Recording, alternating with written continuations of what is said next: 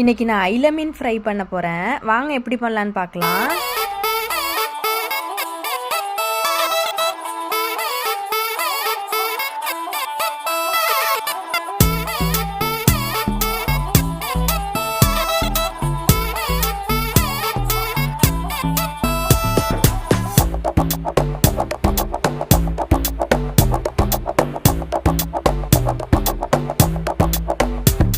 Annapurani அடையாரணி